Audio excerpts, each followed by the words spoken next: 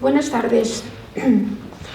La Asociación de Amigos de los Jardines del Buen Retiro les da la bienvenida a este centro cultural Casa de Vacas.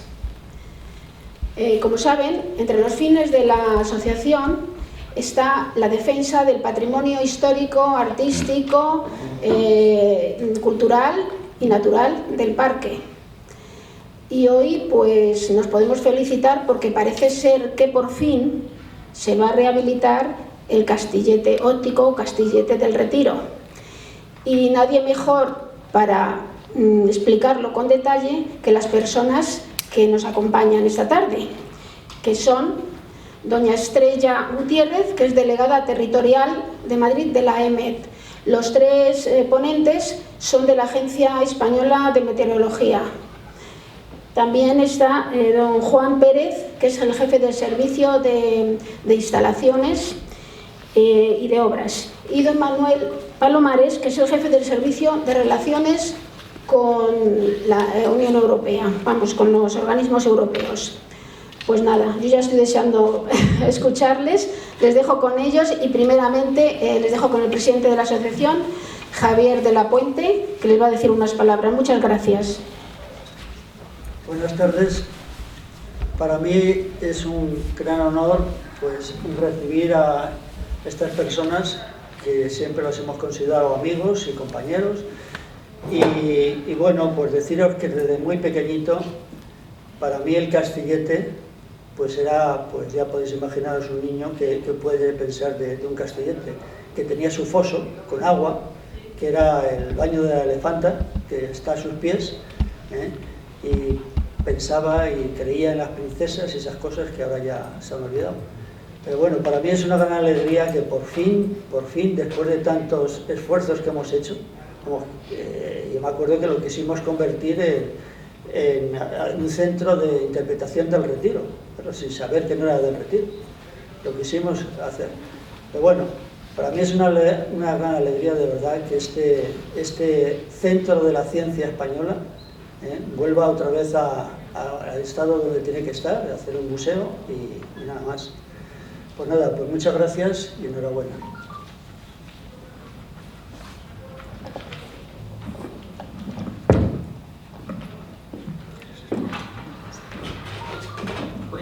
Buenas tardes. En primer lugar, quiero agradecer a Javier de la Puente la invitación para estar en este icónico lugar del Parque del Retiro y para daros esta conferencia que estoy segura que va a resultar muy interesante para todos los que estáis hoy aquí. En segundo lugar, quiero darle la enhorabuena a él como presidente y a la Asociación de Amigos de los Jardines del Buen Retiro por su trabajo y por haber hecho en realidad el proyecto del Paisaje de la Luz. El Paisaje de la Luz, que es hoy una realidad y que desde AEMET, como sabéis, Javier, apoyamos con nuestra presencia cuando celebráis una reunión de expertos, donde acuden representantes de la Delegación Territorial de Madrid, y también actuaciones como es la rehabilitación del castillo, del Castillete, donde inició la andadura de la meteorología en España. Desde entonces, desde el inicio de la meteorología hasta nuestros días, el Servicio Meteorológico Nacional ha evolucionado enormemente. Ha pasado por distintos ministerios, ha pasado por distintas estructuras, digamos, y hoy en día, desde el 2008, es la Agencia Estatal de Meteorología y es hoy, podemos asegurarlo, uno de los grandes servicios meteorológicos europeos. AEMET forma parte de los consejos de los grandes organismos europeos para el avance de la ciencia de la meteorología. Por ejemplo, citaros, es el representante permanente ante estos organismos, como por ejemplo son el Centro Europeo de Predicción del Tiempo a Plazo Medio, la Organización Europea de Satélites Meteorológicos, EUMETSAT, la Organización Meteorológica Mundial, o, por citar algunos, ¿no?, y también por consorcios como lo son los dedicados a dar la mejora de los modelos numéricos de predicción del tiempo, de dispersión de contaminantes, etc. Actualmente el modelo que tenemos operativo, el modelo numérico, es fruto también de la colaboración entre dos consorcios grandes, como son Hirland y Aladín. En Hirland, por ejemplo, estaban la gran mayoría de países nórdicos y en Aladín estaban, como socio principal, estaba Météo-France, los franceses, el Servicio Meteorológico Nacional de Francia. Entonces, esto dio lugar a esta gran colaboración en la que España AEMET tuvo un papel muy importante dio lugar al modelo Harmony. Y entonces, este es un modelo que, fijaros, es muy complicado, esto da para otra conferencia, Javier. Los modelos numéricos hemos podido bajar, gracias a esta colaboración con Francia, etcétera, hasta 2,5 kilómetros de rejilla, con un alcance máximo de 48 horas. Entonces incorpora la difusión, una serie de detalles ya a nivel físico, etcétera, que hacen de él un modelo muy potente entonces, ¿qué pasa con tanta potencia? Que los procesos son cada vez más exigentes en cuanto a tiempo de máquina, de computación. Y entonces esto ha llevado, para que veáis también la importancia y los esfuerzos y el gran capital que tenemos ahí, la gran inversión que hacemos todos los españoles en AEMET, han llevado a la reciente renovación del gran superordenador en el que se ejecutan, digamos, diariamente, varias veces al día, todo este tipo de modelos numéricos deterministas, modelos estadísticos, etc. Entonces, este gran ordenador es el segundo más potente de España, por detrás del que tenemos del Mare Nostrum, que tenemos en el Barcelona Supercomputing Center. Y entonces, bueno, la potencia de pico va a ser altísima, de 1680 teraflops en el año 23, cuando acabemos la configuración. Y en este superordenador ejecutamos esas 4 veces al día el modelo numérico de área limitada sobre 2 áreas geográficas, sobre Península y Baleares y sobre las Islas Canarias. Entonces, también utilizamos las salidas del modelo global de ese Centro Europeo de Predicción de tiempo a plazo medio que os comentaba, para elaborar las predicciones y también fundamental, importantísimo, de cara al trabajo de AEMET, de cara a la sociedad, es elaborar los avisos de fenómenos meteorológicos adversos. AEMET también, aparte de todo esto que os podía estar un rato largo contando, cuenta con un valor principal, que es su personal.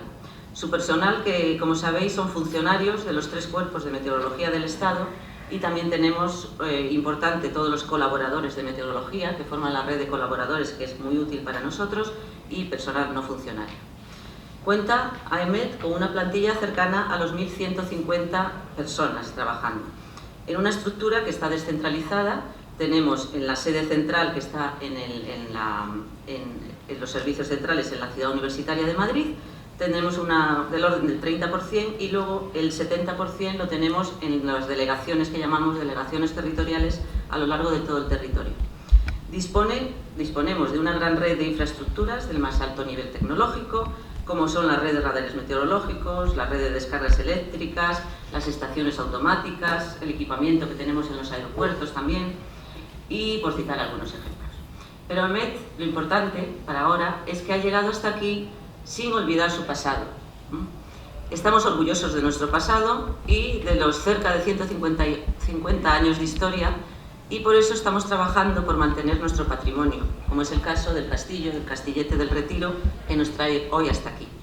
Entonces, la conferencia que os vamos a plantear la vamos a estructurar en 2 partes diferenciadas, de aproximadamente media hora de duración cada una, tras las cuales, si os parece, abrimos un debate para un turno de preguntas, y estaremos encantados de responderos. Entonces, vamos a comenzar por hablar de una exposición histórica de la meteorología en España, y por ende en el Parque del Retiro, que va a venir de la mano de Manolo Palomares, aquí a mi izquierda, al que seguro que muchos conocéis, Javier. Y bueno, pues aparte de su labor como jefe del Servicio de Relaciones con Organismos Europeos, que comentaba Nuria, pues es un gran historiador de la meteorología, me consta. Yo lo conozco desde hace muchos años, pero es así. Exactamente, bueno, también. Sí.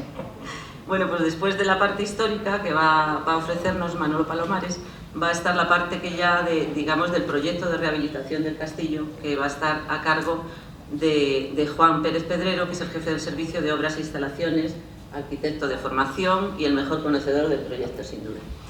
Y nada más, pues Javier, muchas gracias de nuevo por este momento, y cedo la palabra entonces a mi compañero Manuel Palomares. Estrella, está así. Es un placer estar aquí.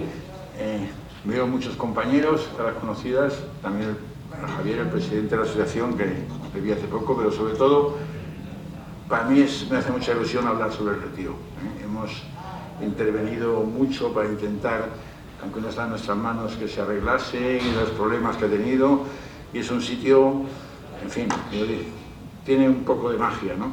Yo además Si no me equivoco, o desmentirme alguno de los de la delegación que estáis aquí, yo fui el último funcionario que trabajó en el castillo, en 1985. Aunque a lo mejor dentro de poco no habrá nadie, porque yo me voy a jubilar, pero vamos, de los que están trabajando yo estuve en una de las torres, tenía el despacho. Bueno, voy a hacer una presentación histórica, pero centrada en Aemet y en el castillo y los otros edificios del Retiro, es decir, en Aemet y en el Parque del Retiro. No es imposible contar todo, pero en fin, intentaremos aproximar alguna cosa y que sea entretenida, sobre todo. El año 1850 aparece la noticia en los diarios de que se está construyendo junto al Baño de la Elefanta el nuevo telégrafo, que corresponde a las líneas de Andalucía y Valencia.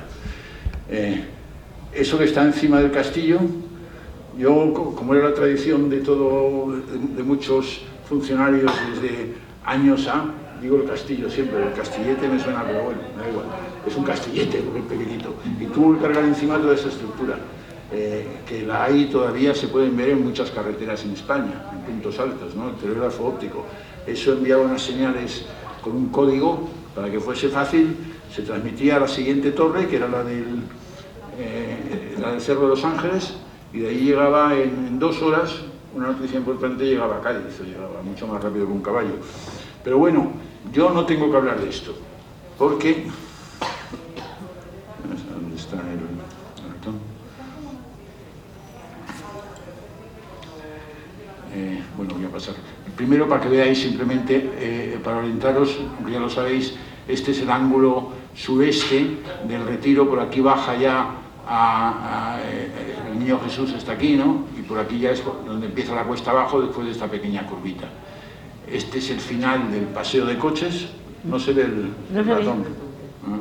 Bueno, pues veis el final del paseo de coches, a la izquierda en la foto es donde está ahora la Rosaleda, y allí se instaló el castillo al lado de la bañera de Elefante, que ya existía desde años atrás, era conocida porque se bañaban allí los paquidermos del parque. O sea que esa es la situación cuando solo había un edificio. Luego pondremos otra foto donde se ve algún edificio más. Y digo que yo no voy a hablar de esto, porque para eso está mi amigo y compañero Antonio Cabañas, a la izquierda. Estamos ahí los dos juntos visitando el astronómico, que os lo recomiendo a todos los que os interese un poco la ciencia y la cultura. Es una visita preciosa. Eso es el telescopio una réplica, claro, del telescopio de Herschel, un astrónomo alemán muy famoso que estuvo viviendo en Madrid bastante tiempo. Y vamos, la visita es muy interesante. Ya nos gustaría poder tenerlo así como lo hacen ellos dentro de... Claro, una norma que tienen es que como se visitan pocas cosas pero intensas, tenéis que reservar. Y reservando admiten a las personas y forman unos grupitos. Bueno, ojalá llegáramos nosotros a hacer una visita tan bonita como la del Observatorio Astronómico, que está aquí al lado, os la recomiendo. Por eso, como Antonio ha contado todo, el año pasado hizo una conferencia aquí mismo, muy bonita, seguro que hará alguna más, yo no voy a hablar de la historia del castillo, de cómo se funda, de cuándo, por qué, de qué sirvió antes de estar meteorología así. O sea que yo me salto 40 años, pero repito que espero que Antonio, y como esto está grabado se va a enterar, le reto que vuelva a hablar porque ha descubierto muchas cosas más en el entretanto. Yo salto 40 años al día 11 de agosto de 1887, donde se crea el Instituto Central Meteorológico, que está encargado, eso es muy bonito, artículo primero, se ocupará especialmente en calcular y anunciar el tiempo probable de los puertos y capitales de provincia, sin perjuicio de los demás trabajos científicos y prácticos. Está muy bien escrito, porque ahora el tiempo se calcula, ya no se predice, ahora lo calculan los ordenadores. Bueno, siempre tengo el vicio de hacerlo con el ratón. Bueno, estos son los nombres. Evitemos las discusiones sobre si hemos cambiado o no somos los mismos. Con las fotos se demuestra luego que somos absolutamente los mismos que en 1867, agencia. Lo que pasa es que a los políticos les gusta mucho cambiar nombres, sobre todo en España. Ahora ya estoy seguro que la última vez cambiamos, voy a poner todos, La última vez cambiamos en 2008 y como estamos en 2022 creo que queda poco para el siguiente cambio de nombre, dentro de poco. También hemos cambiado 14 veces de ministerio. Siendo un organismo oficial tiene que depender de un ministerio, o 19 según se mire, porque a veces es el ministerio que cambia de adscripción o de grupo, ¿no? Pero bueno, el caso es que en 1887 empieza la historia de la Agencia Estatal de Meteorología y está ligada a este señor, don Augusto Arcimis Berle, sevillano, aunque ya muy de niño se trasladó a Cádiz, donde estudió y trabajó en el negocio familiar, que era un negocio de vinos, pero él era un autodidacta. Se doctoró en farmacia, pero hizo muchos viajes por el extranjero, aprovechando que no había problemas de dinero en la familia, y él quería hacerlos. Aprendió muy bien inglés, alemán, italiano, y se dedicó de una manera de aficionado, amateur, a la astronomía y la meteorología. Pero sus escritos, antes de que tuviera nada que ver con la meteorología oficial, sus trabajos y sus escritos sobre astronomía y meteorología tienen mucha enjundia. O sea, es una persona que hay que respetar en el mundo científico de aquella época, en España. Bueno, aquí están 3 fotos en distintas edades de su vida. El puesto, voy a volver a Arcimis todavía, el puesto de director del recién creado Instituto Central Meteorológico, actualmente la EMET, no se decidió, se sacó oposición. Por cierto, es la primera y única vez que el director de la EMET ha entrado por oposición. Y la oposición, algo protegido sí que estaba, porque era amigo de Ginebra y los Ríos, que era la época del gobierno liberal, pero bueno, era una persona muy válida y sacó la oposición. Y fue nombrado el año siguiente, en 1888, director del Instituto Central Meteorológico. Pero otra cosa que pasa en España, que le dijeron, tú eres director, te hemos nombrado, ya tienes un sueldo, apáñate, no te doy nada, tienes que ser tú el que lo busques y lo decides. Y así lo hizo, ¿no? Le ofrecieron unas locales en la calle de Atocha y dijo, esto es totalmente inapropiado para un instituto meteorológico que tiene que mirar el cielo, tiene que mirar las nubes. Y entonces él mismo, como paseaba, se demuestra por las muchas fotos que hizo, encontró esto. Era el viejo castillo rodeado de maleza, de hierba, medio abandonado. Me recuerda un poco lo que pasa ahora, Juan. Pero dijo que eso sí que era un sitio bueno, y que ahí sí que podía él empezar a hacer los trabajos necesarios que debe hacer un servicio meteorológico. Lo tardó un cierto tiempo, además las Cortes suprimieron el instituto por un año, cuando ganaron los del otro partido, que decían que no servía, volvieron a abrirlo en 1892, total, que tardó un año en adaptarse, en prepararse, en funcionar. Arcimis, vamos a ver, conservamos tantas fotos porque esto es una curiosidad interesante. Arcimis encima era fotógrafo, y un fotógrafo muy bueno con la tecnología modesta que había entonces para sacar fotografías. Y lo curioso es lo que apunto abajo para que no se me olvide. Él hizo muchas fotos no meteorológicas, por ejemplo familiares. Aquí están su esposa y sus 2 hijas con 2 nietos de San Sebastián. Y el Monte Higueldo, que algunas casas siguen siendo, pero vamos, reconstruidas. Pero más para allá, está pasado la torre de arriba, que es el parque de atracciones, y está siguiendo por la carretera. Sí, ahí tenemos, se llama de Higueldo. Bueno, esta feliz casualidad de que en unas cajas viejas, hace solo 10 años, se encontraron los archivos estereoscópicos de los vidrios, vamos, los clichés de Arcimis, sobre toda clase de cosas. O sea que este archivo es interesante para muchas materias.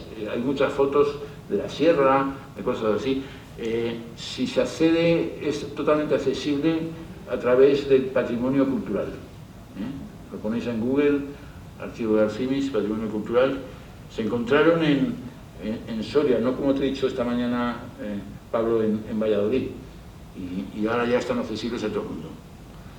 Este es el primer boletín meteorológico que se difunde entonces todos los días, absolutamente todos los días se difundía pues por medios que se podían emplear entonces, ¿no? Por tren, por diligencia, en Madrid, pues imagino que por repartidores, y tenía ya una información bastante completa, ¿no? Un mapa de isobaras, en esencia, igual que los que salen ahora a veces por televisión, con la diferencia de que diferencias pequeñas, pero no de concepto, ¿no? En vez de milibares a milímetros de mercurio, hay pocos datos. Los reportes, informes de temperatura, humedad, etcétera, de un montón de estaciones, algunas del extranjero, y luego un tímido pronóstico, tiempo probable, sobre lo que iba a ser al día siguiente. Esto necesita un trabajo en la meteorología muy coordinado. De hecho, los servicios meteorológicos se fundaron relativamente tarde, a partir de 1850, porque no existía el telégrafo. Sin telégrafo no puedes transmitir los datos a la suficiente velocidad para hacer análisis del tiempo y aplicarlos. Bueno, esta es otra foto del castillo en los primeros años del siglo XX, cuando ya empieza a decentarse, le han quitado toda la hiedra. Aquí está Arcinis, con su primer ayudante, que se llamaba Sama. Bueno, hubo uno anterior, estuvo 3 años interino, pero Sama siguió siendo su ayudante durante mucho tiempo, y durante muchos años el único. El preparar todos los datos para sacar ese boletín que acabamos de ver, de pronóstico, con la obligación y la esclavitud de sacarlo todos los días del año, lo hacían 2 personas, Augusto Arcinis y Nicolás Sama. Aquí vemos a Nicolás Sama, un poco más tarde, en el centro, junto a un pluviógrafo del observatorio, cuando ya le habían nombrado 2 ayudantes más. O sea, el servicio meteorológico alcanzaba la tremenda nómina de 4 personas y había una ordenanza también. Del Junco, atentos a este joven, a este espigado joven y alto del Junco, que saldrá en muchas fotos, incluso hasta 1950.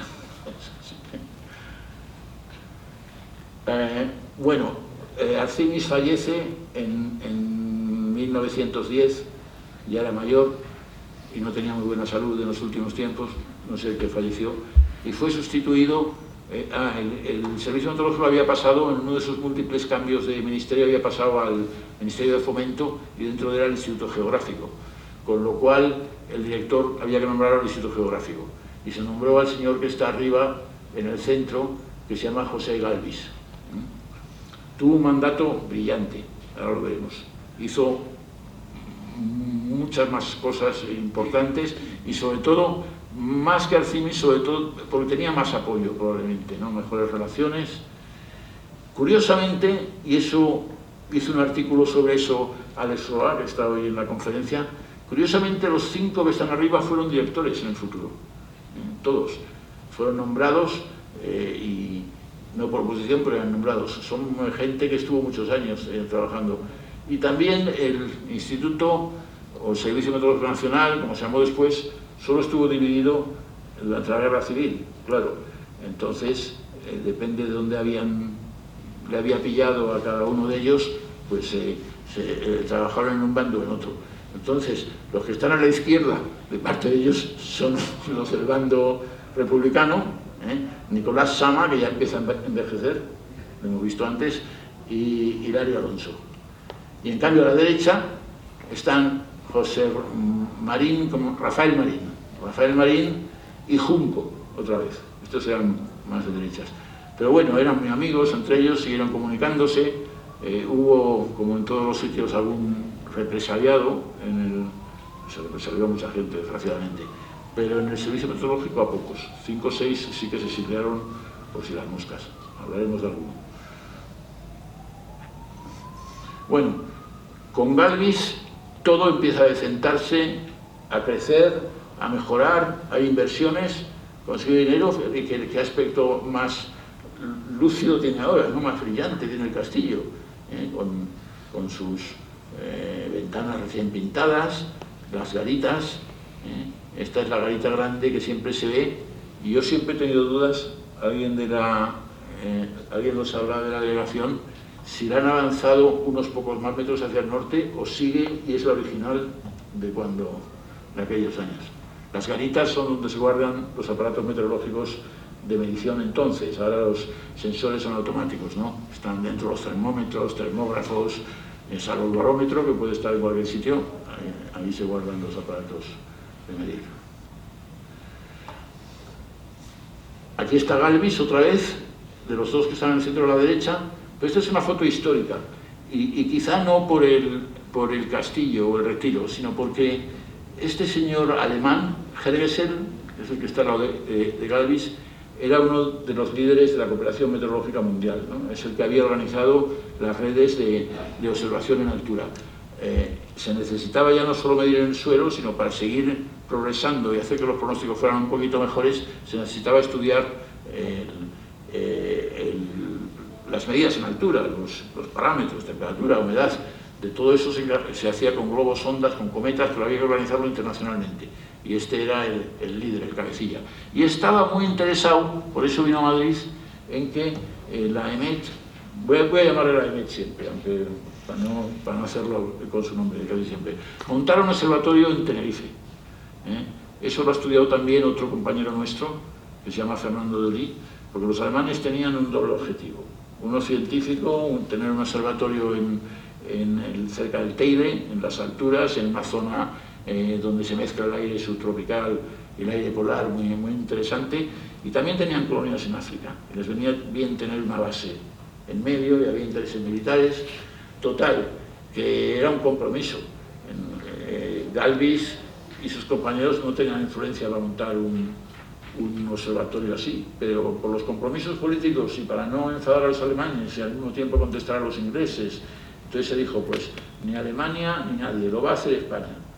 Y ese fue el origen de nuestro segundo observatorio. No teníamos ninguno más que el de Madrid, claro, que el del Retiro. El Retiro fue durante mucho, hasta el Rizaña, el único. Y dirán ustedes, ¿y cómo medían la temperatura en Almería, en Santiago? Bueno, había observatorios que eran de las universidades, o de las órdenes religiosas, o de los institutos, y transmitían a la EMET sus datos. Eso fue cambiando poco a poco, pero muy poco a poco. ¿Muy bien de tiempo? Bueno, claro, si no, acelero un poquito. Vale. Aquí vemos esta actividad que he dicho antes. Aquí está el propio director encargándose de meter el meteorógrafo, que es un aparato que mide la temperatura, la humedad y la presión, dentro de una barquilla metálica, para protegerlo, antes de lanzarlo al aire, con estos dos globos. ¿Por qué dos globos? Estaban inflados a distinta presión. Entonces, al llegar a una cierta altura, uno de ellos explotaba. Y el otro no tenía suficiente potencia para mantener el ascenso, pero caía lentamente. Y al caer lentamente, el meteorógrafo no se estropeaba. Por supuesto, podía caer a 30 kilómetros o 40, ¿no? Entonces, llevaban una inscripción que dice, por favor, se recompensará con X pesetas a quien retorne estos aparatos al servicio meteorológico. Así tuvo que hacerse durante muchos años, hasta que la tecnología permitió hacerlo por radio. Entonces el meteorógrafo llevaba una radio y transmitía los datos a tierra. Pero eso no llegó hasta los años 30, o sea que fue bastante tarde.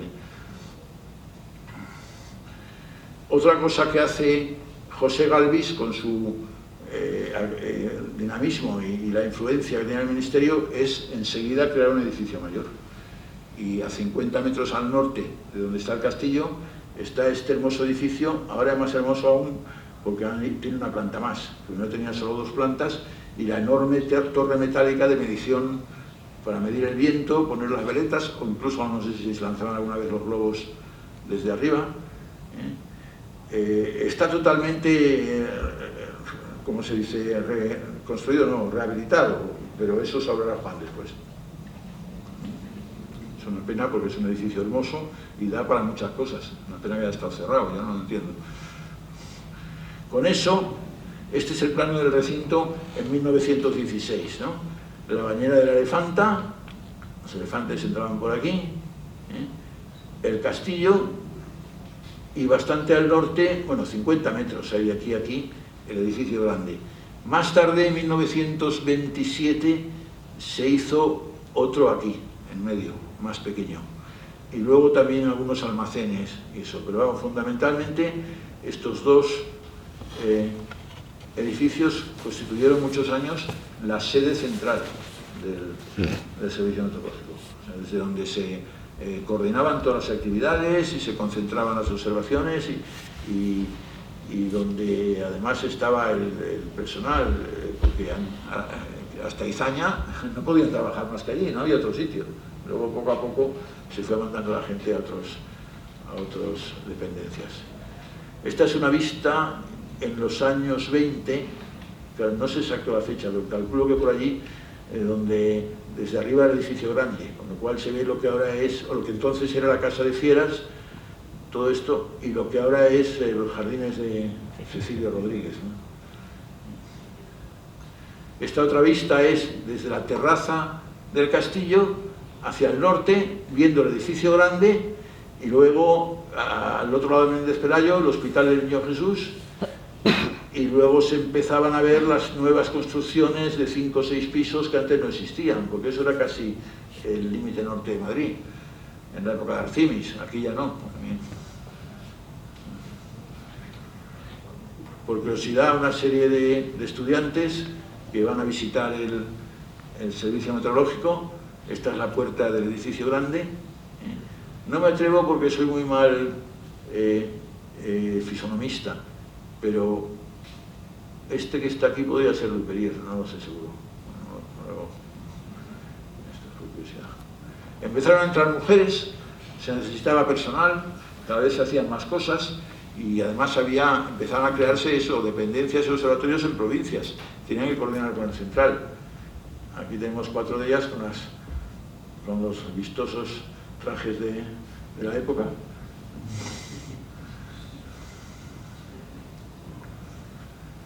...1925... Esto es justo... Bueno, Galvis, por desgracia, después de hacer muchísimas más cosas, también creó la red de colaboradores, amateurs, aficionados que tenemos en toda España, se ascendió y dejó la dirección del servicio. Luego vino un director que estuvo poco tiempo. Este que hay aquí es un subdirector, se llamaba Fusil, que está en el centro de las señoras abajo, pero se ve que el día que había que sacarse la foto, dijo, ahora que no hay nadie nombrado, me pongo yo el primero en la foto. Ya va creciendo, todavía hay...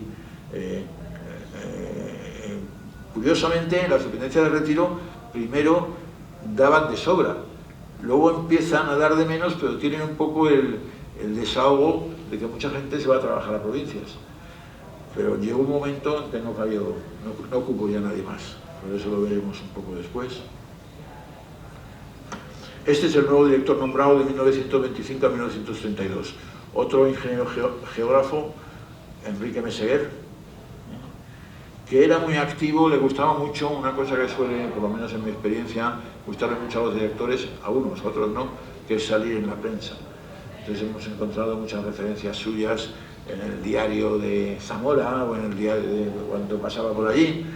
En cambio no fue tan efectivo como Galvis, ¿no? Esta era una época crucial para la meteorología porque había empezado a funcionar un cliente que se llama aviación, y que quiere informes, observaciones, pronósticos frecuentes, abundantes, o sea que exige profesionalizar mucho el servicio. Un día de nieve, alguna Filomena que hubo por ahí, con 1920 y tantos. Y vamos a hablar un poco también de la actividad científica pura del servicio. Y entonces no hay más remedio que hablar de Arturo Duperier, uno de los grandes figuras de la ciencia española.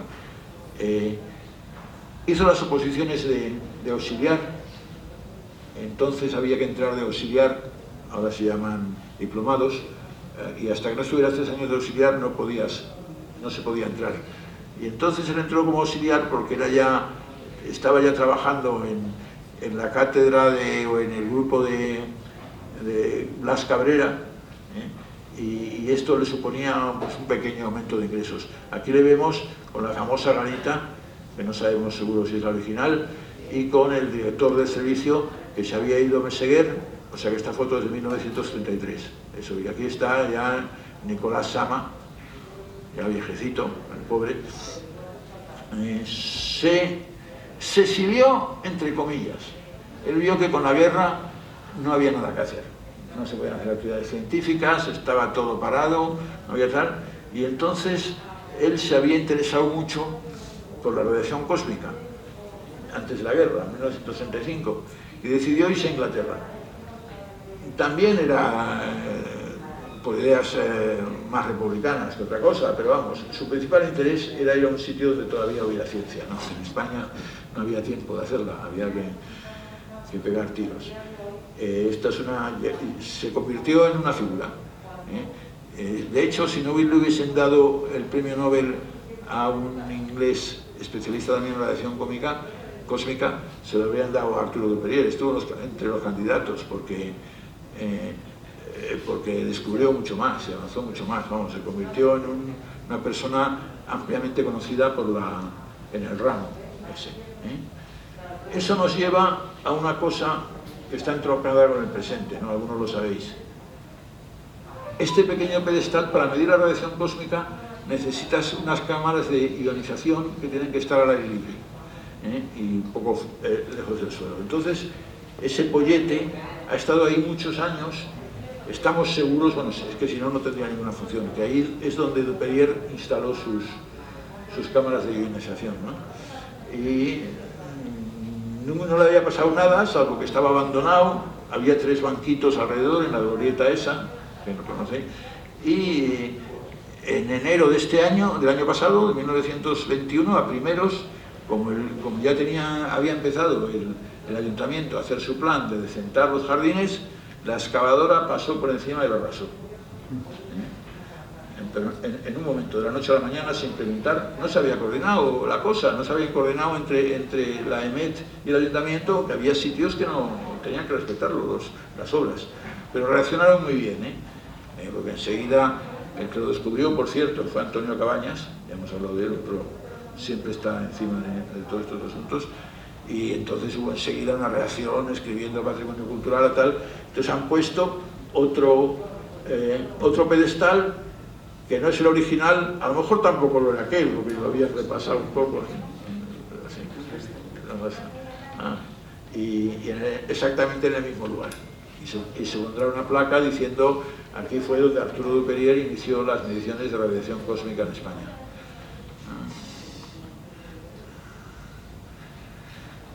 Aquí tenemos otra reunión internacional de científicos, era la reunión de la Comisión Internacional de la Alta Atmósfera, y vinieron de varios países extranjeros, sobre todo les sacado, aquí está el director anterior, el Meseguer, y este señor es Helgeser, el que vino en 1912, también bastante viejo, pero seguía manejando los hilos de las técnicas meteorológicas, ¿no? Los demás son también bastante conocidos, pero bueno. Ha pasado la guerra, y aquí tenemos otra foto del personal con el castillo detrás, aunque se ve poco, se ve que es el castillo, como siempre fotografiándose en el castillo los grupos, y hay también figuras bastante conocidas, esta vez de la meteorología española, ¿no? Este que está en el centro vuelve a ser Francisco de Junco, con los años ya engordado y se le ha puesto el pelo blanco. Es el mismo delgadito de 1908. Y lo demás es más conocido y poco tiempo. Y la única chica, también hay un otro que no está uniforme. Habíamos pasado al Ministerio del Aire, ¿no? Y durante los primeros años hasta era obligatorio el uniforme. Unos años después la cosa se bajó un poco de requerimiento y ya no. Y solamente hay una chica, que es doña Felisa Martín Bravo, que fue la primera miembro del cuerpo de meteorólogos, o miembro, diría alguien, ¿no? Sí, yo digo miembro, y la primera doctora en físicas en España, aunque la tesis no la hizo sobre meteorología, sino sobre algo, no me acuerdo, de química de cristales. Bueno, no tengo fotos de la más dantesca, que es de 1947, este es el edificio grande, pero en 1947 antes, las tienes, cuando se cargan las ventanas, es una reforma muy poco respetuosa. El edificio grande no, el edificio grande más o menos lo que se hizo es ponerle otro piso, o ese trozo de... Y así llegamos a los últimos años, ¿no? Este es el aspecto del castillo, mejor que lo que está hoy 5 años después, ¿no? Esto es 2014, 21, todavía no habían puesto una valla para protegerlo porque se caía trozos. Estos solamente son 3 o 4 fotos, Juan nos pondrá más, seguro, solamente para terminar la exposición, que no se ha ido más o menos bien de tiempo. Bueno, pues después de la magnífica exposición e ilustración de nuestro compañero Manuel Palomares, pues me queda a mí el después, ¿no? A partir de aquí, ¿qué va a ser del castillo? Bueno, castillo en definitiva, desde esos carteles que se han proyectado antes, pues ha pasado mucho tiempo y parece que la Agencia Estatal de Meteorología ha entrado en una, o lo parecía, en una desidia, en una dejadez de los edificios que componen todo el complejo que ocupamos en el Retiro. En realidad no ha sido así. Lo que pasa es que hemos tenido una casuística de circunstancias adversas, de tramitaciones muy lentas por parte de distintas administraciones, y sin pretender aburrir a nadie, lo que voy a hacer es un recorrido rápido, un poco para refrescar que ese tiempo que hemos estado en esos carteles y que todo el mundo, incluso yo oía los comentarios cuando bueno, los ciudadanos pasaban por delante, ¿cuándo rehabilitarán esto? Parece mentira. Pues AEMET ha estado ahí siempre y ha estado siempre en una decisión clara y decidida, valga la redundancia, de recuperación del edificio. Fijaros que el edificio tiene calificación urbanística, bueno, pero que os pueda tutear, me vais a perdonar. Entonces tiene una equipación, un uso de equipamiento público, está en la norma zonal 1 del Plan General de Ordenación Urbana de Madrid y está catalogado con el número 25.820, grado integral de protección en los catálogos de elementos protegidos. Se hizo una tramitación, una modificación puntual del Plan General de Ordenación Urbana, pues anteriores al año 2002, en el cual pues se quería cambiar ese uso, se consiguió precisamente para un uso museístico, que era el objetivo siempre en la idea de la agencia de utilizar ese edificio y de devolverlo de alguna manera a la sociedad también. Sí que se autoriza en un primer momento un uso meteorológico, una superficie de edificabilidad, y se autorizan una serie de cuestiones a través todo de la Comisión de Protección del Patrimonio Histórico, Artístico y Natural de Madrid, porque al ser un edificio protegido tiene que contar siempre con informe favorable de esa comisión, que regula cualquier edificio que esté catalogado. Sin embargo, se autorizan cosas, pues bueno, se incrementa una planta más, se incrementa la altura, además se autorizan también 2 plantas sótano para instalaciones y una reestructuración interior, bueno, un tanto cuestionable. Sí que es verdad que en el año febrero del 2002, arquitecta Belinda Tato redacta ese proyecto y precisamente lo que figuran en esos carteles que vemos expuestos delante del Castillo del Retiro, pues son las imágenes de la recuperación de este proyecto, que no es el que se va a llevar a cabo. Ahora lo vamos a ver. Bueno, pues era una recuperación un tanto novedosa, un tanto atrevida. Se perdía bastante la morfología del edificio exterior e interior también. Se diafanaba prácticamente todo su interior, se hacían unas pantallas o superficies para poder proyectar. Se creaba en la cubierta una especie de periscopio, caleidoscopio, de tal manera que se jugaba con la luz, reflejos, espejos, para trasladar al interior las imágenes exteriores. También se utilizaban los torreones con una serie de aparellaje, permitirme la expresión, para reproducir un poco los meteoros clásicos, como puede ser temperatura, presión, lluvia, viento. A mí lo de lluvia dentro de un edificio me da mucho miedo, evidentemente. Pero bueno, se trataba un poco de recuperarlo de esa manera. Sí que es verdad que ese proyecto quedó interrumpido ya que en el año 2005 este proyecto contemplaba, aparte de la recuperación del castillo, la recuperación de todos los edificios que tenemos. Son 4. Les denominamos ABCD, muy originales, ¿verdad? Pero son el edificio principal que comentaba antes Manolo Palomares, y luego, pues, ese es el A. Luego tenemos un edificio que denominamos laboratorio de 2 alturas, edificio B, un edificio que siempre se ha denominado tradicionalmente de cocheras, donde tenemos nuestras instalaciones, que es el C, y el D, que es el edificio del castillo. Bueno, pues de esa manera ese proyecto quedó interrumpido. Repito, esa licencia incluía la recuperación de todos los edificios, porque la empresa, la contratista Prasi, pues entró en concurso de acreedores, con lo cual quedó todo paralizado completamente y tuvimos que estar esperando prácticamente hasta el año 2011 para que la EMET pudiera actuar una vez resuelto ya el concurso. Bueno, pues a partir de aquí se puso en marcha ya de una manera independiente el proyecto del castillo. Su calificación integral, de protección integral, pues no podía entrar en la misma licencia que el resto de edificaciones y tenía que tramitarse de manera independiente. Se tramitan los pliegos para la licitación y adjudicación del servicio de redacción de ese proyecto. Los adjudicatarios, que son los redactores del proyecto que ahora a continuación pasaré un poco a describiros, pues fueron CSD3 arquitectos y desarrollaron su trabajo. Tenemos entonces ya solicitada licencia de obras en el año 2015.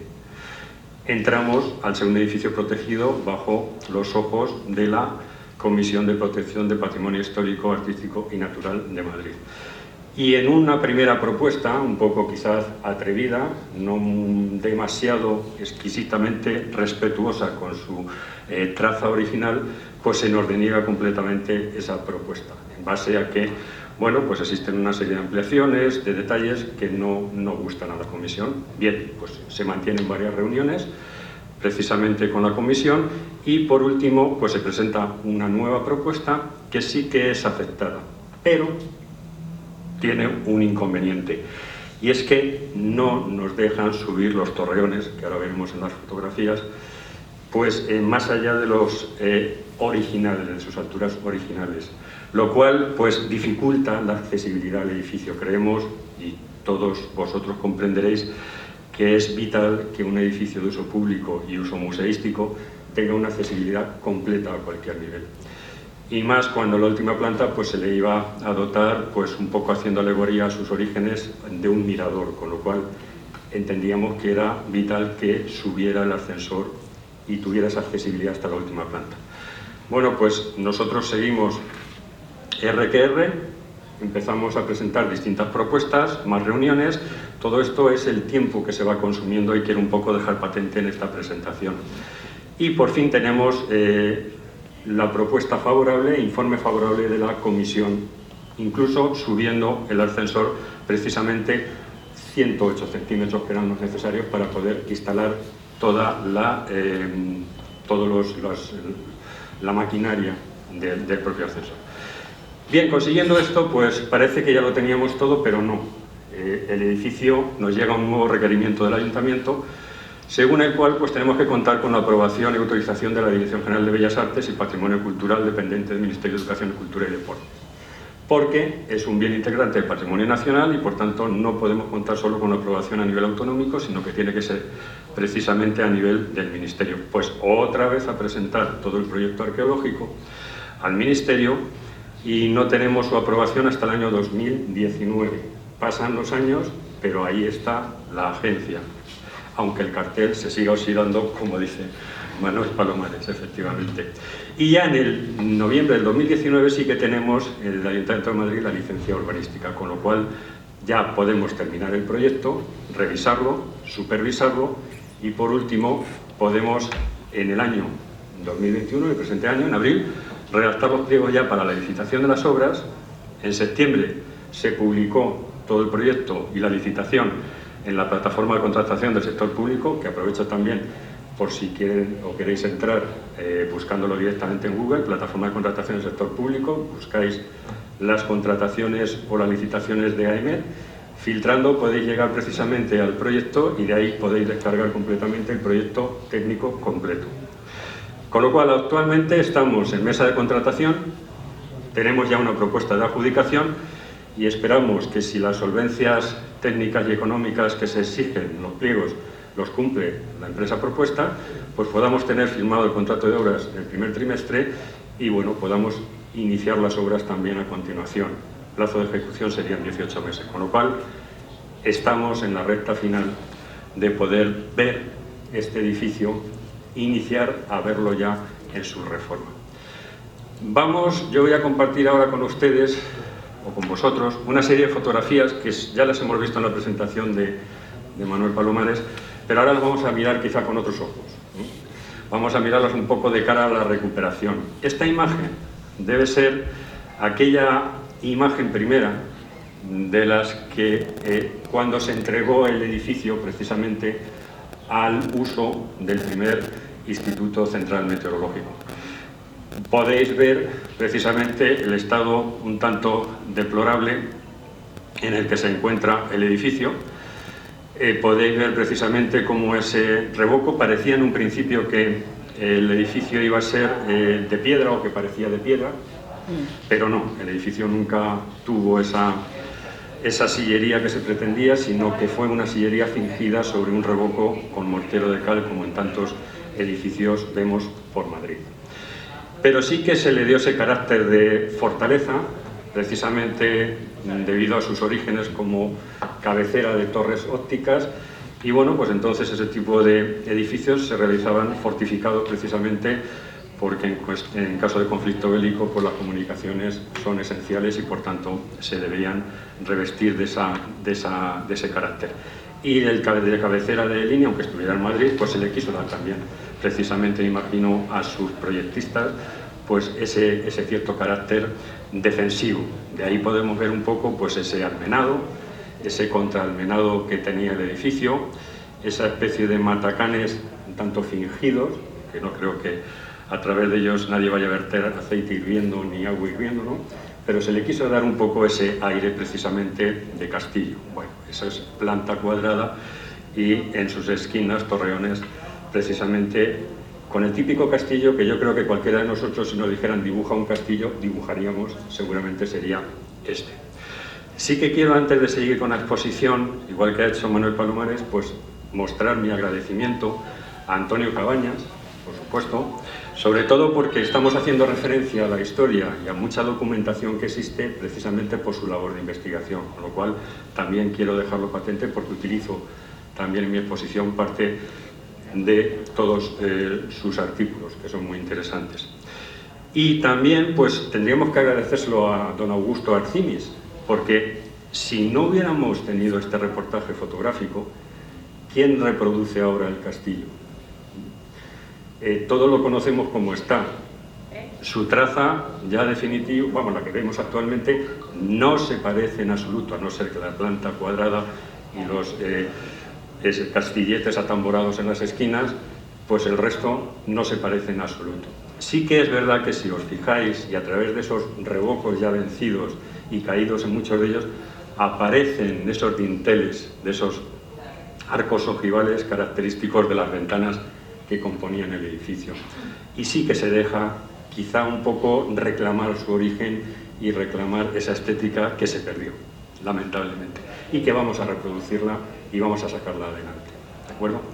Bueno, pues en ese caso, este castillo lo que hizo, precisamente, voy a tratar de proyectar un poco esa primera imagen que aparece en los periódicos en la Ilustración de 1851, que seguramente, y según comenta, como digo, Antonio Cabañas en sus artículos, pues debió ser algún boceto que se presentó a Isabel II sobre lo que se quería construir.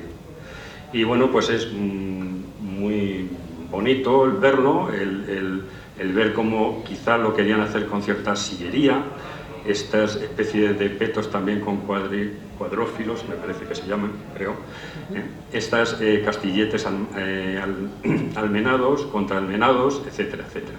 Es decir, esta entrada sin más, directamente en su frente, este sería el frente de la fachada oeste, que es el que da actualmente al Paseo de Fernán Núñez. Y bueno, pues esto es lo que encuentra en meteorología. Lo único que reforma en ese momento don Augusto Arcinis es que a la entrada pues le crea como una especie de zaguán o vestíbulo que vemos aquí en esta primera planta. Aquí vemos una ventana y la entrada seguramente la tenía por la fachada sur.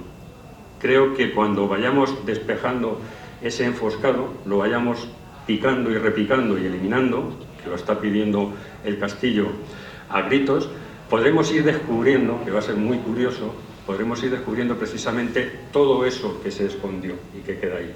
Podremos ir viendo los huecos que existían y que presumimos que existen, y así se ha proyectado su recuperación. Bueno, de esta diapositiva pues quizá no haya mucho más que decir. Bueno, aquí tenemos, yo creo que esto es un anemómetro de Palas, ¿no, Manuel?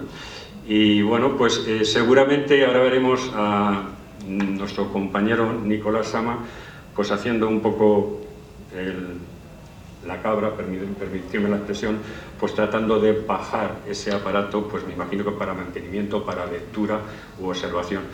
Pero fijaros qué métodos más tecnológicos tenían precisamente para subir y bajar ese mástil y poder hacer el mantenimiento de ese equipo, ¿verdad? Sería impensable ahora mismo el meterte ahí en una planta primera, en la cubierta de ese zaguán, con una escalera de mano que se ve medio vencida y tratar de estar con el tubo subiendo y bajando para hacerlo así. Bueno, evidentemente han cambiado mucho los tiempos y para bien en este sentido. Aquí podemos apreciar lo que era el baño de la elefanta. Vemos toda la piedra berroqueña, pero sí que no, yo creo que esto parece como arena, con lo cual no se le ve la profundidad que luego tiene y que vamos a observar seguramente en la siguiente fotografía. Fijaros, esta fotografía más o menos debe ser de la época aproximadamente.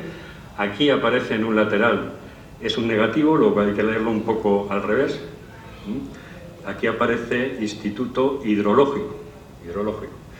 Pues el que hizo la foto no estaba muy puesto en qué era precisamente el organismo que ocupaba ese edificio.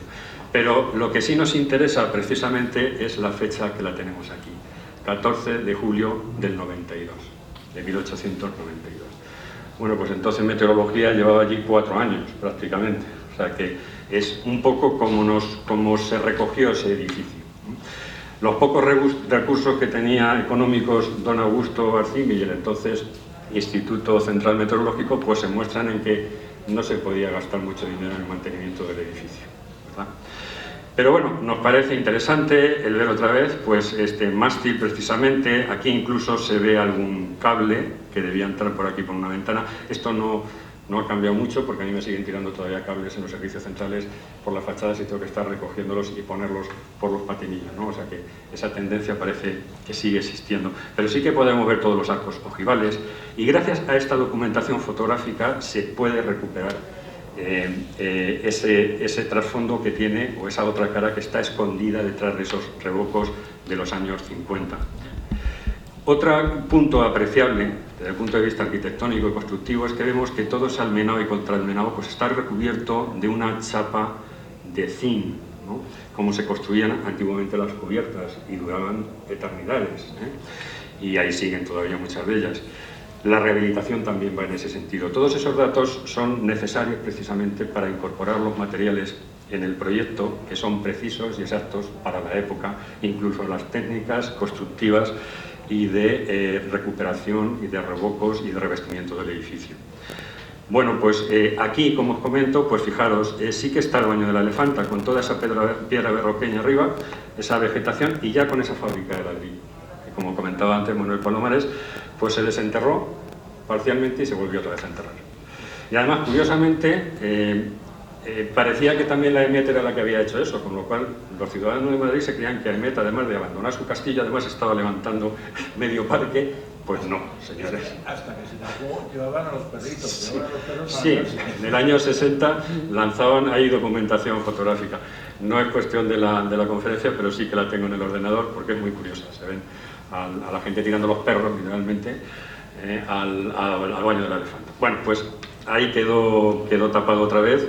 Yo considero que no es la mejor manera de recuperar las cosas, sino que ya que se tienen datos y que existen y que además es historia de Madrid, pues que su recuperación completa para disfrute de todos los ciudadanos hubiera completado mucho la zona.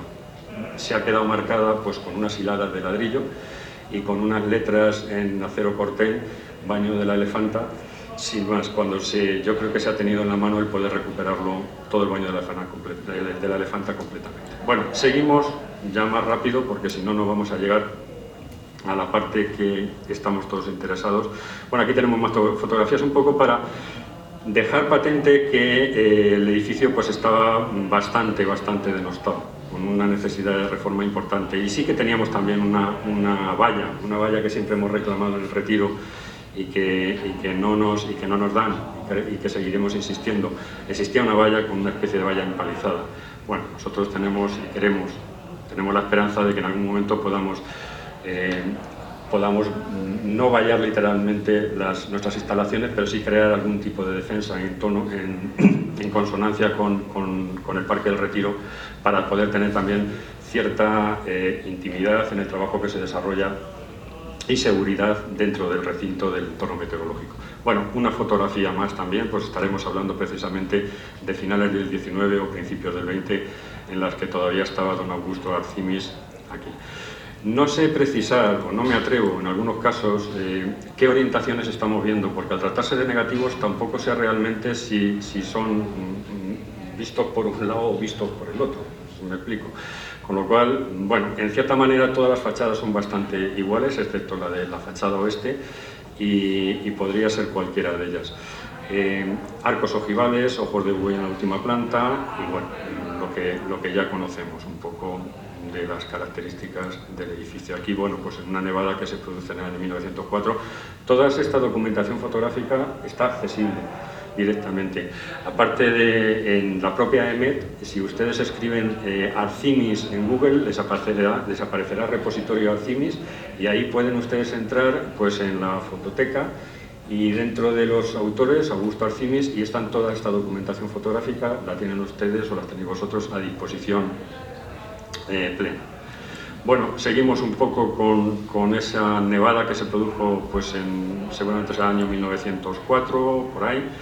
Y bueno, pues otra de las fachadas también pues con esa enredadera que la cubría completamente, y vemos también incluso aquí, fijaros que falta casi un trozo directamente del revoco de mortero de cal, que entendemos que sería con el que se revestiría en un principio. Otra fotografía más, una de las fachadas, detalles precisamente de todas las ventanas con sus arcos ojivales, carpintería interior de madera, contraventanas también tipo mallorquina, abriendo hacia el exterior. Toda esta forma y todos estos materiales se van a recuperar, es decir, que toda la carpintería va a ser de madera, de Veranti, y va a recuperarse también esa fisonomía de esos huecos con esas contraventanas y demás. Más fotografías que podamos ver, bueno, tenemos aquí a don Augusto Arcimis, pero seguramente al poco de entrar en el Instituto Central Meteorológico, pues podría tener 40 y muchos años, 44 entró, pues entre 44 y 50 años, entiendo yo que podría tener en este caso. Vista del Paseo Fernán Núñez, del edificio, pues también en principio del siglo XX, y bueno, con esto dejamos un poco la exposición fotográfica para dar entrada ya a lo que va a ser la recuperación arquitectónica. Con este programa está modelado y se ha modelado utilizando tecnología BIM toda la recuperación del edificio. La tecnología BIM lo que permite es construir antes de construir en un ordenador, y por tanto ver todos los problemas, toda la problemática que pudiera surgir. Además de que te permite también, es una gran base de datos, aunque aparentemente sea gráfica, te permite también incorporar a todos los elementos constructivos características físicas también, morfológicas, de tal manera que se pueden hacer recorridos interiores, visualizar realmente cómo va a quedar con sus materiales, con iluminaciones, renderizar, y además también realizar cálculos sobre ellos, de todo tipo, de instalaciones, climatización, eficiencia energética, estructurales, etcétera, etcétera. Bueno, la idea es un poco ir recorriendo, vamos a dar entrada al edificio y vamos a crearlo precisamente poniendo una caja de sección. Aquí la tenemos. Permítame un momento que la muestre y así ya la tenemos aquí más cómodamente. Bueno, pues vamos a entrar directamente a la planta baja. aquí la tenemos. Entonces, se conserva este cuerpo de edificación que está adosado a su fachada oeste. En realidad, el edificio, en su origen y durante su uso, su comunicación vertical era a través de una escalera de caracol que tenemos en este torreón. Este es el torreón que está situado en la fachada noreste. Pero actualmente, y dado el uso y con las nuevas normativas y de protección y evacuación, pues no puede ser utilizable para los fines de comunicación, sino que tenemos que crear y hemos creado una escalera de comunicación.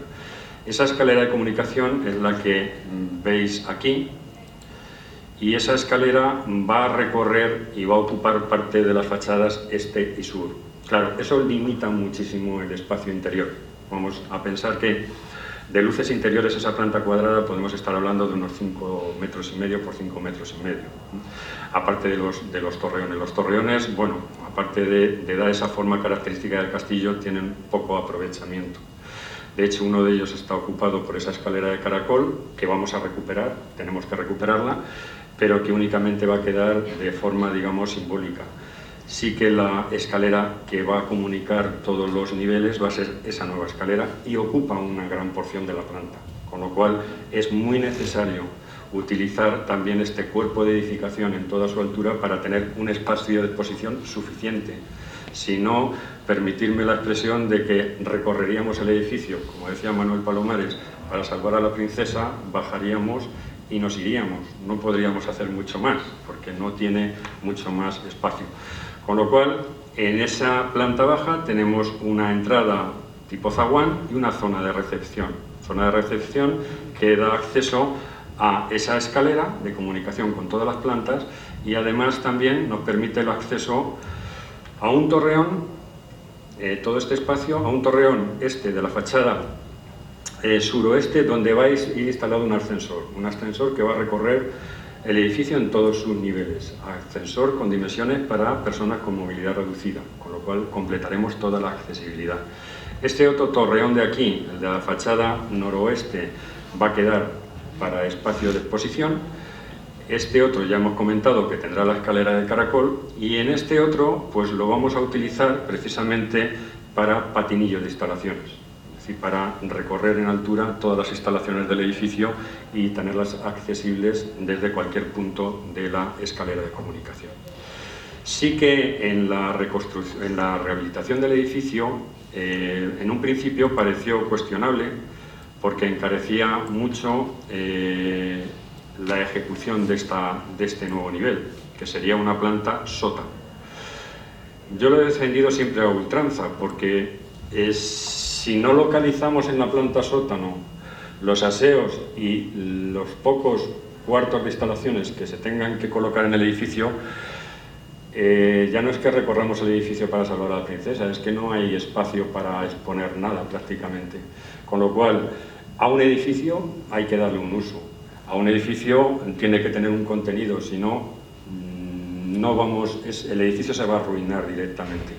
Con lo cual, en esta planta sótano, que ahora veremos un poco qué técnicas constructivas vamos a utilizar para poder sacarla, porque no existe actualmente, pues van a ir situados los servicios, 2 cabinas, una zona de lavabos y un aseo para personas de movilidad reducida. De esa manera, en ese nivel tenemos ya esas necesidades cubiertas, localizadas, sin afectar al resto del espacio. Bueno, pasamos otra vez por la planta baja y nos vamos a ir directamente a la planta. Bueno, aquí vemos un poco también todo lo que son los huecos que vamos a recuperar y que se van a crear precisamente con esa carpintería exterior mallorquina y carpintería interior de madera. Seguimos subiendo y llegamos a una planta primera que tiene un hueco abierto precisamente sobre la planta baja. Esto sería un peto en el cual vendríamos subiendo la escalera de la planta baja y la recorreríamos y continuaríamos subiendo. Tenemos este espacio de aquí, de exposición de ese cuerpo adosado, y este torreón, aparte de ese recorrido que también puede ser y será zona de exposición. Si seguimos aún más arriba, pues llegaremos a esa planta tercera, en la cual sí que la ocupamos en su totalidad. Perdón, es planta segunda. sí que la ocupamos en su totalidad y creamos precisamente un suelo de vidrio transparente para tener una iluminación cenital de todo el edificio. Arriba se va a situar un mirador, también va a tener ese suelo transparente, esa iluminación cenital, que va a aportar al edificio, que si confiáramos solo en estos huecos, pues quedaría con una iluminación natural bastante escasa. Y también tenemos este cuerpo adosado como zona de exposición.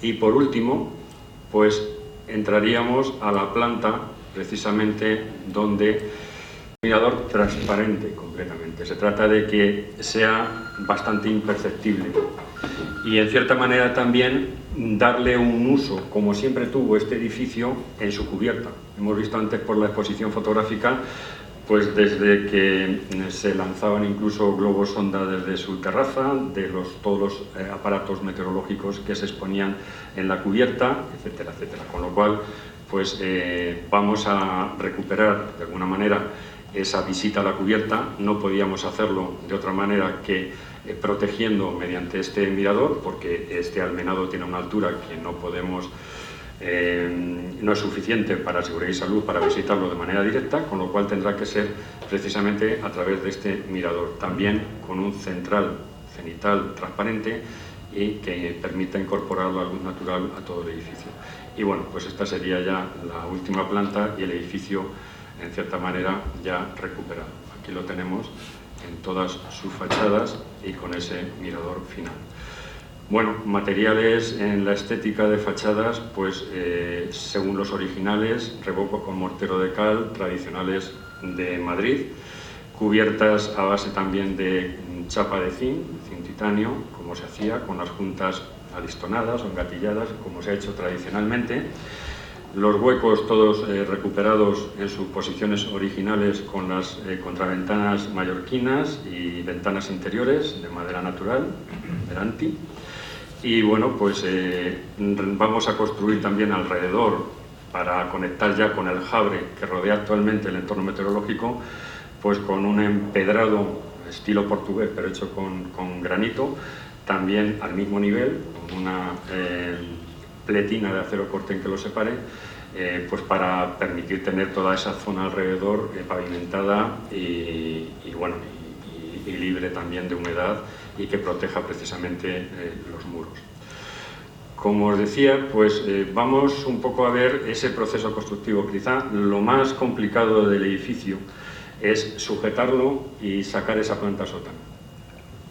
Ahora mismo el edificio tiene una potencia de muro muy grande, tiene unos espesores de muro en planta baja prácticamente de 85 centímetros, tremendos, y bueno, pues los forjados y la reconstrucción que se hizo en el año 47, que no tiene nada que ver con su traza original, pues cambió también internamente todos esos forjados. Los forjados actualmente son metálicos, evidentemente no originarios de la época de construcción, y por tanto el edificio se va a dejar por dentro completamente libre, sin ningún tipo de forjado y vacío. Vacío únicamente con los muros perimetrales que forman o conforman toda su planta. Con esas tenemos que construir una planta sótano, es decir, tenemos que sujetar todos esos muros, en cierta manera amuletarlos, para que podamos excavar bajo ellos y podamos recalzarlos y construir una nueva cimentación con materiales evidentemente actuales y de gran resistencia.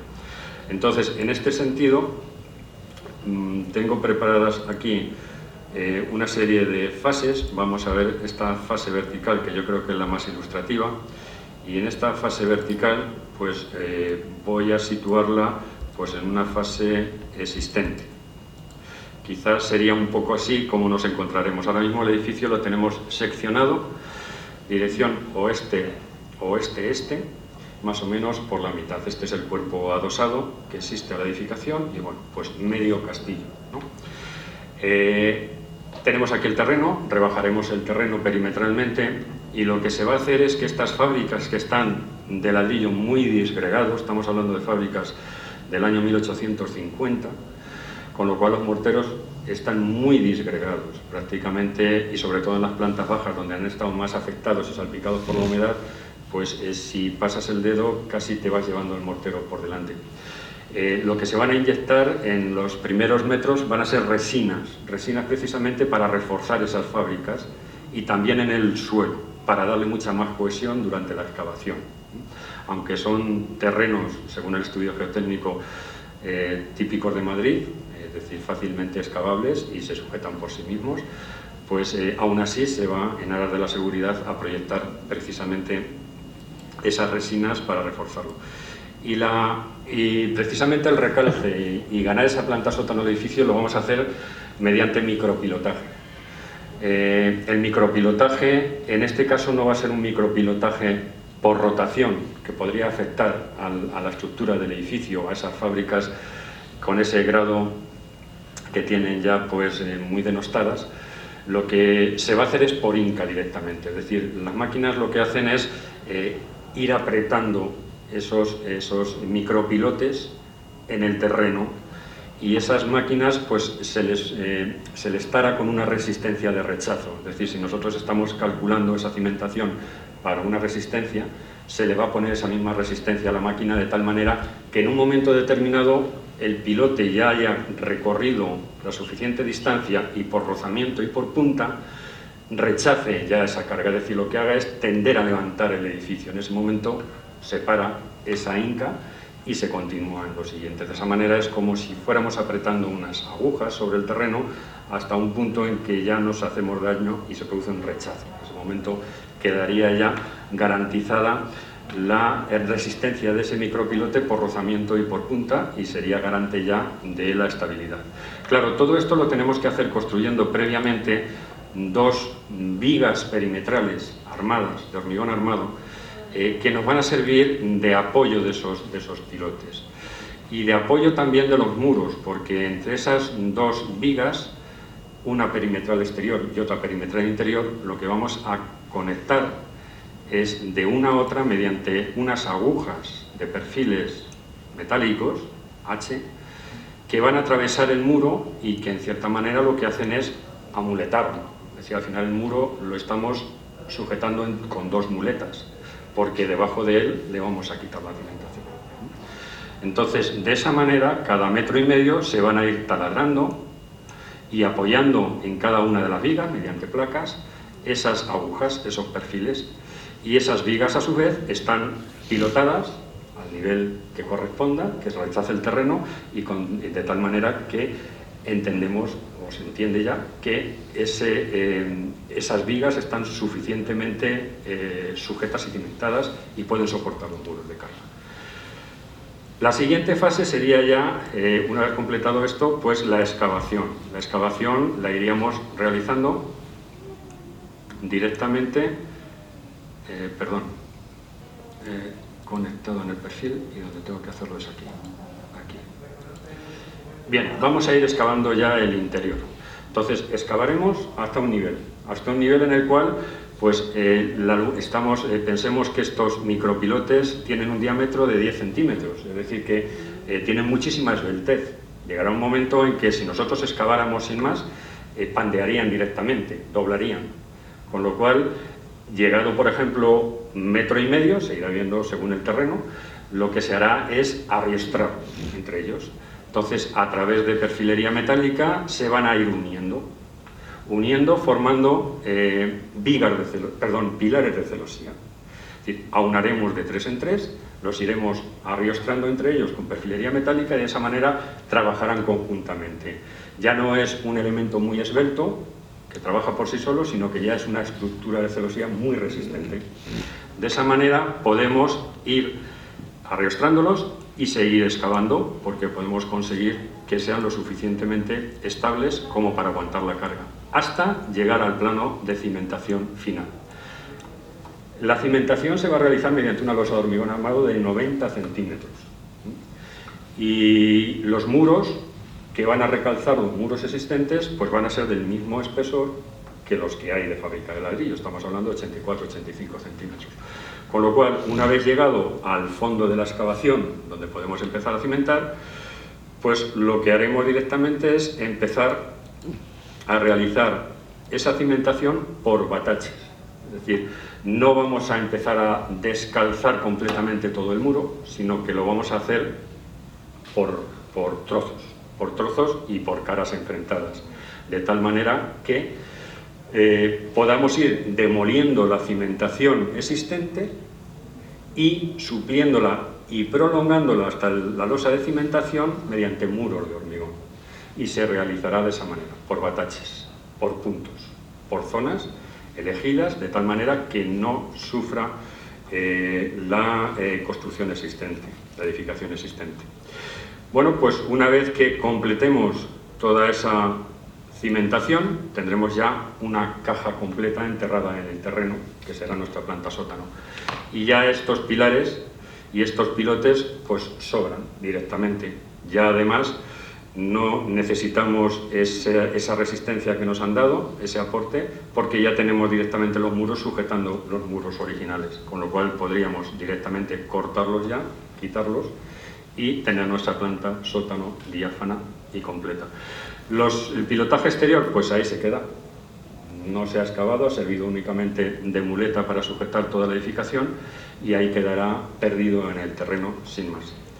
Y bueno, pues con todo eso al final pues tendremos nuestro cajón terminado y podremos pues sobre él revestir, impermeabilizar, terminarlo y hacerlo habitable, evidentemente. Bueno, pues no sé tampoco cómo voy de tiempo, pero yo creo que hasta aquí es un poco la exposición de lo que se quiere realizar, de cómo se va a recuperar el edificio. Entiendo que su recuperación va a quedar un poco recogida o similar precisamente a la que en su momento pudo acometer, porque tendría más recursos económicos, don José Galdís, y que en el año 1911, pues, yo creo que esta es una imagen bastante representativa de lo que vamos a recuperar y cómo lo vamos a recuperar. Quería también porque antes ha quedado un poco sin hablar sobre esa famosa proyecto que en el año 1947, cuando pertenecíamos al Ministerio del Aire, pues transformó completamente el edificio. Perdió toda su identidad original y toda su traza en todas sus fachadas. Precisamente esta es una imagen de alguno de los planos, además precisamente Manuel Palomares fue el que me pasó toda esta información, de cómo se hizo en su momento y refleja un poco ese estado actual del edificio. El edificio está abandonado y en ruinas, pero los huecos, las fachadas responden un poco a este esquema, con lo cual se perdió completamente esa identidad, que es la que nosotros pretendemos, y la Comisión también, y el Ayuntamiento nos ha obligado precisamente a ello. Otra imagen también, que antes no sé por qué no he podido ponerla, pues es esta, que a mí me resulta bastante graciosa. Aquí vemos a Nicolás Sama precisamente encaramado en una de esas almenas, en la cual pues está precisamente esa anemómetro, pues no sé si manteniéndolo, tomando datos de él, a lo mejor incluso abajo hay alguno con una escalera también que está sujetando ese mástil para poder subirlo y bajarlo. Bueno, pues es curiosa, fijaros un poco también. Yo le echaría la bronca por dos cosas, ¿no? Yo creo que todas. La primera, pues porque pensar que está ahí a una altura quizá de 11 metros, haciendo pues el equilibrismo, ¿no? Sin ningún problema, es joven y bueno, pues parece que no teme las consecuencias. Evidentemente esto actualmente no se podría realizar. Bueno, si ahora mismo cualquiera de nosotros, algún técnico observador de meteorología, le decimos que sube una escalera sin un trozo de barandilla, pues prácticamente pondría el grito en el cielo, con razón. Pero bueno, aquí no había problema. Y por... Que parece que era un anemómetro de recorrido, que había que leerlo como los cuentaquillos. A ver el número de vueltas que daban, ¿no? Y luego también le echaría la bronca porque, hombre, no es la primera vez que se sube, ¿verdad? Porque ya tiene la albardilla de zinc bastante vencida, ¿eh? Y eso no puede ser, ¿verdad? Bueno, el edificio tampoco estaba muy recuperado entonces, pero ahí entra humedades por todos los lados, con lo cual que no me pise la albardilla de zinc, porque no puede ser. Entonces me resultaba graciosa esta fotografía y quería un poco también compartirla. Aquí vemos también, no sé si la proyecta antes también Manuel Palomares, pues un poco también Nicolás Sama, pues en uno seguramente próximo a uno de los torreones, ahí se ve. Y bueno, pues esto parece como el caño. Yo me imagino que hay alguna estufa de la época que le serviría precisamente pues, para calentarse en el edificio. Y alguno más quería comentaros ya por terminar la exposición. Bueno, aquí tenemos también a don Augusto Arcimis, precisamente. Yo me corregirán los metrólogos, creo que es un heliógrafo, me parece, y de la época. Y quizá fuera esta la orientación en la que, como torre óptica, se construyó precisamente para conectar con el Cerro Almodóvar, que estaba ya o está todavía, claro, por la zona, por Vallecas, donde ya conectaba con la línea de Valencia. Y yo creo pensar un poco por lo libre que hay de edificaciones que quizás sea esa orientación un tanto oeste hacia Valencia de esta fotografía, ¿no? Y bueno, con esto pues yo termino mi exposición y un poco la recuperación arquitectónica y constructiva del edificio.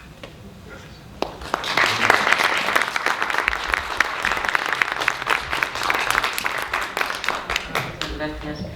Pues nada, abrimos entonces un turno de preguntas.